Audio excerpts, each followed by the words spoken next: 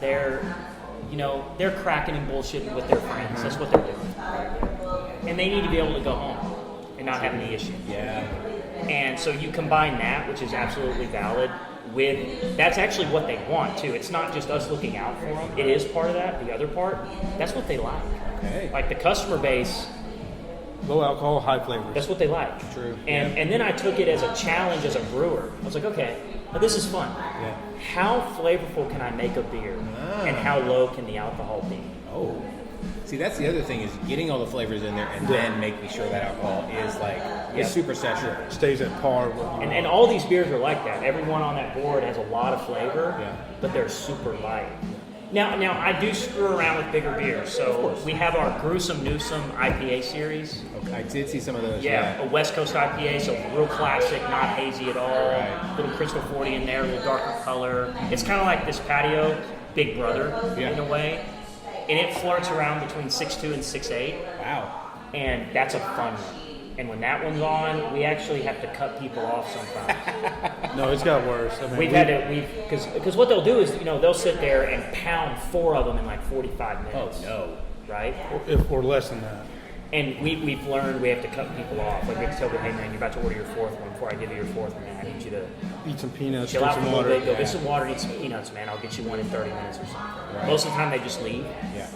But that's our we got to do that, man. I mean, you have to, yeah. Like you said, you're looking out for them not only for getting home, but like just being safe in general. just Yeah, being absolutely. safe. And those big IPAs, I definitely do them. I'm a little bit of selfish as a brewer. We do have our sickness for the thickness, hazy. We do it as a pale ale, so it's a little lower alcohol, but it tastes like it's high alcohol. So I do that every now and then to satisfy the current needs.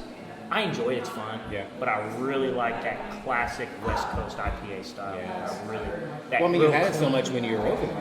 That's right. Yeah. And the hipsters had to rebrand it and started to call it like cold IPA. They started to call it different. And cold IPA, technically, there's a Cerrone listening to me right now. Cicerone listening to me right now. It's going to get upset with me. But the brewer versus Cicerone, that really exists. But that's a real thing. You But know what? I've never really thought about trying to reach out to them. Because I was in the wine world forever, so the sommelier thing is like something I would never, ever want to do. Because it's just like, you're on another level and you got to know like very intricate of it all. And You got to know where the grapes come from and all this other... Well, then also like there's a serving aspect to it. Like there's a documentary I saw on Netflix. It was like Sloan, and it was like 5 or 6 people that were all studying for it. Yeah. And they were all drinking wine and like having fun. But like there's that when you take the test, like you have to go to a table and be like, okay, we're having this, and they're like, oh no, I want to. so you actually have to pretend to be like an actual. Yes, because then there's only so many in the world, and then there's like another level up or whatever, and then of course you get hired anywhere if you have that. It's like a get out of jail free card or pass go or whatever. But I was like, nope, there's too much knowledge there that I don't want to get into and fill my brain with. I'll just be like, okay, I like this wine, I don't like this wine, and that's about as far as I go.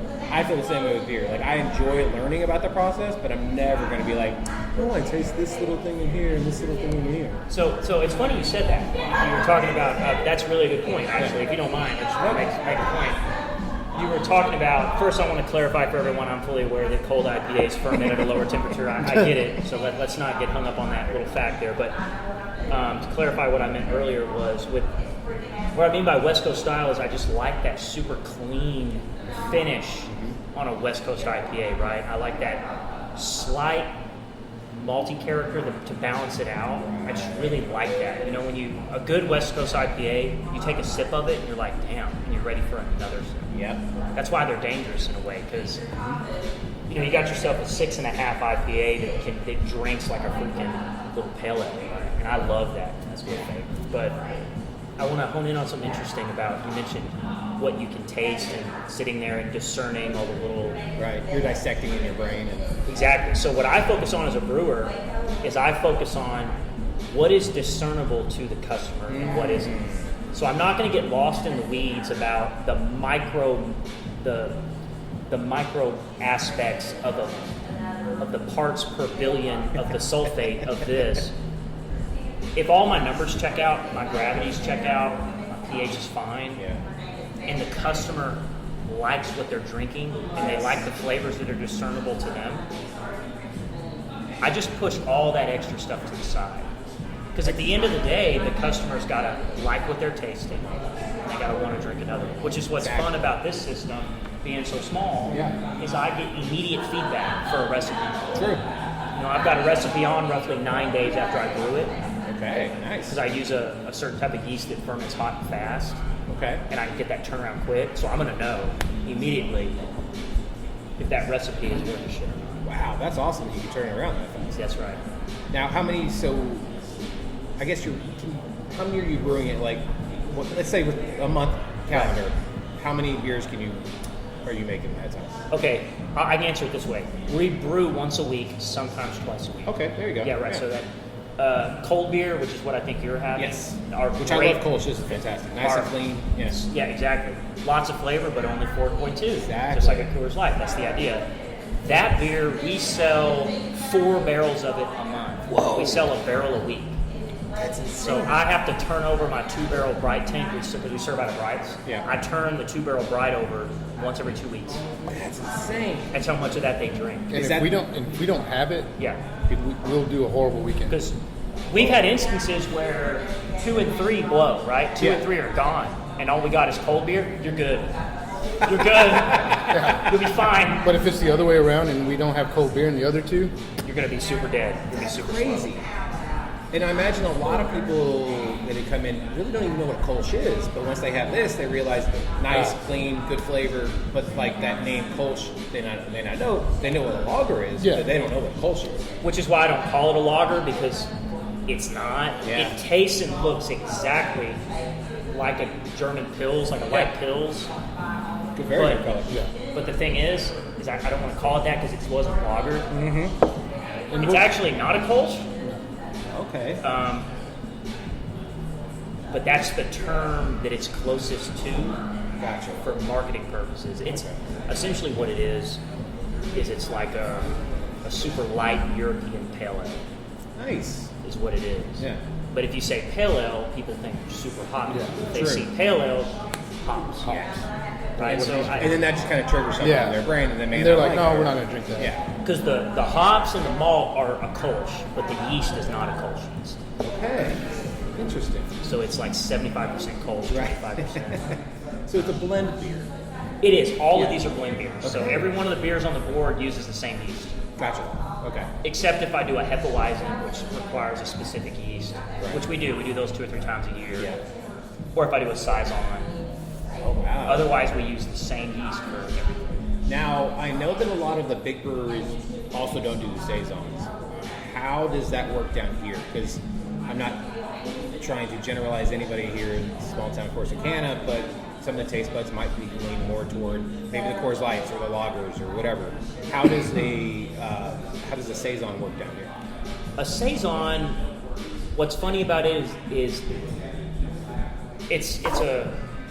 the drinkers in Corsicana are actually a really good representation of beer drinkers everywhere. Oh, I'll nice. tell you why. Stuff like a Saison develops a small cult following just like it does everywhere else. So you've got certain people that love the Saison, right? Yeah. And we have some people that, some of our darks, if we don't have a dark, they won't come in until we have a dark. If we don't have a dark beer, they will not come in here. But hey, everybody knows a stout drinker, right? Yeah. Listen, some stout drinkers, like, They only drink stouts. if you do not have a dark beer, Wow. They're Yeah, gonna- it doesn't matter what the temperature is. it doesn't matter. Yeah. If you don't have dark beer, they're going to go home and drink bourbon. They're just not. Yeah. They're not interested. Wow. Yep. They We'll won't. get text messages from one of our regulars. They go, hey, Gandhi, you got a dark beer? No? All right, see you when you do. That happens sometimes. I mean, There you go. it does happen because, I mean, I've been to enough breweries now that, like you said, you know the stout drinkers as soon as they come in. Yeah. And they might get a whole flight and it's all dark. They can't, there's Yep. nothing you can see through anything. And what's funny is here in Corsicana, though, I will say one difference is I don't see the reverse for the hotbeds. So I can only think of maybe 3 to 5 pure hopheads here at my customer base, but they'll still drink cold beer if I don't have a hop beer. Yeah. Okay. That's good. Yeah, but like Weston's a Weston Weston Grounds, he's a big hophead. But if we don't have one for some reason, He'll drink a cold just beer. drink cold beer. And then Joe Lovett is a Kolsch, only Kolsch. Yeah, he only drinks the cold. Yeah. That's a character. Yeah. I wonder if he's going to come in. He might. So you've mentioned that you don't have a lot of room, and you're turning stuff over so fast. That's right. How has the process of the brewing, like, have you had to kind of not move things quicker, but like maybe, how's the way I want to phrase this? What have you kind of learned working on the system that you have, and then now working it through the people as well? No, I think I know where you're going with this, actually. Yeah. I've made mistakes in this way. So what I've done is I've rushed recipes. Okay. I've rushed them. Yeah. And you can tell. I can actually find some pictures from the account of a particular cold beer that I rushed, and it was a little hot. Oh. It not hot in temperature, but brewers will know what I mean. It was a little hot. Yeah. Rushed it. Had a little of that issue of having a little of that green apple taste that needed to sit a day or two longer, and I made that mistake. I've made that mistake once. So, learning from that mistake, I've learned I'll just have one beer on tap until they're ready. I just don't rush it anymore. You're talking about that cold beer you had to get out in like 5 days. That's right. I brewed it on a Monday and tried to put it on a Saturday. It was rushed. And it needed one more day. No, its gravity numbers were fine, right, but it just needed one more day in the brine Gotcha. is what it needed, yeah, and it didn't get it. So I was pouring them a little hot. Well, you know that. I mean, you have to make those mistakes so you learn from them. Yeah, absolutely do. And we've noticed that all the dark beers are that way. Yeah. But the dark beers it actually works for them in a way. It's very interesting because our dark beer drinkers love to have the dark beers when they're fresh. Right. Because they get an initial, that super astringent character you can get from black malt and roasted barley. Right. Is kind of strong right when the beer is fresh off the yeast cake. Yeah. And they like to taste that, and they come back the next week after it's been in the bright. Yeah. And they'll judge it. And then, they like to judge it. And it tastes entirely different. That makes sense because there's a lot of, I mean, you get the stouts that have been like, Yep. barrel aged or whatever. There's people that would just store and just like come back to them a year or 2 years, whatever. Yeah. So I imagine the same thing. Yeah, get it fresh, see how it is, Yep. and then come back 2 weeks later maybe, see, see how the taste is. That's right. And with this yeast, it rips at 93 degrees, and it completes primary fermentation in 3 to 6 days, depending upon gravity, and it just...